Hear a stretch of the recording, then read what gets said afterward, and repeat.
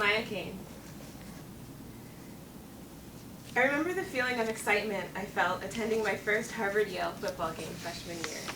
Decked out in my blue and white sweatshirt with scarves and face paint to match, my friends and I cheered our team on the field. Our voices were hoarse from shouting school songs and breathing the crisp November air. We felt comfort and belonging surrounded by the warm bonds of our new friends. After the game, filing through the crowds of the stadium, my friend Caprice and I are separated from the group.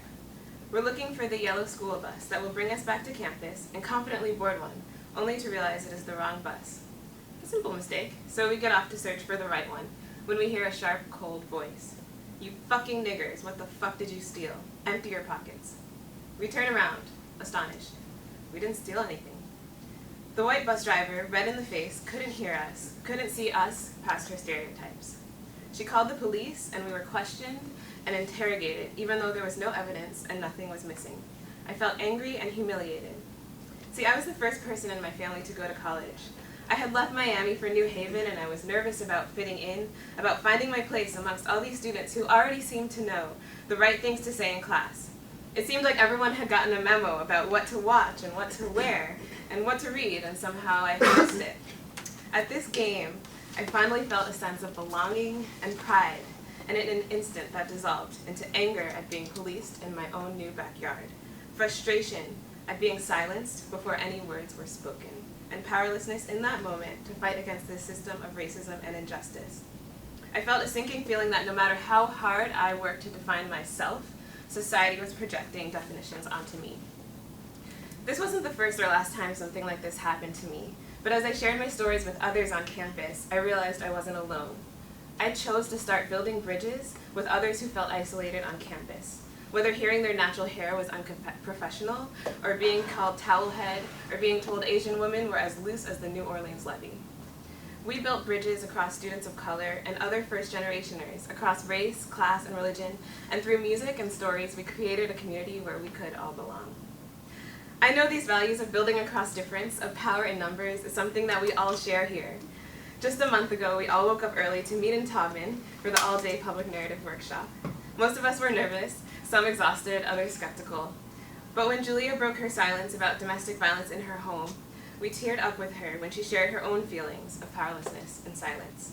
And we shared pride in the hope she gave us because she stood there before us. Throughout the day, we entered each other's worlds, minds, and hearts. We arrived Saturday morning, a bunch of individual selves, and we left just hours later, a collective us, breaking the silence through power and community. And that's continued here in this section. On Tuesday, Melissa showed us how sharing stories with others can set you free. Susan shared how the power of a friend can mean the difference between alcoholism and a healthy lifestyle. And Amber opened up to us about how she still feels silenced, but with us, she is learning to speak. We've built a community across differences, but now our community in this country is in trouble. In Ferguson, Missouri, an unarmed black boy was shot 6 times and left to bake in the sun for 4 hours with no shred of dignity or respect.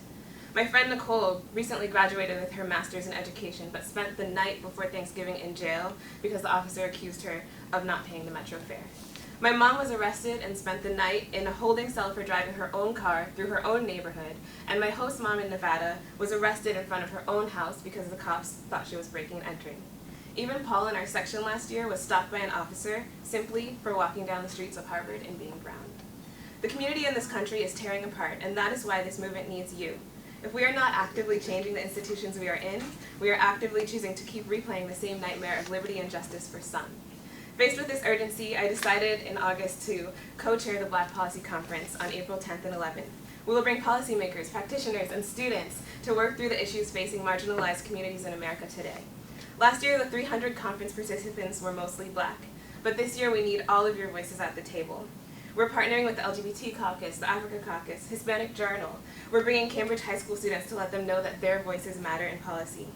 Derwin, Hannah, and Amber are already on board, but we need the rest of you. Please sign here to commit to attending the conference and bring a friend. If each of you does this, that's 38 people. Combined with Samantha's section, that's 80 unique perspectives. Together, how many cities, state, and national governments, how many private companies can we change?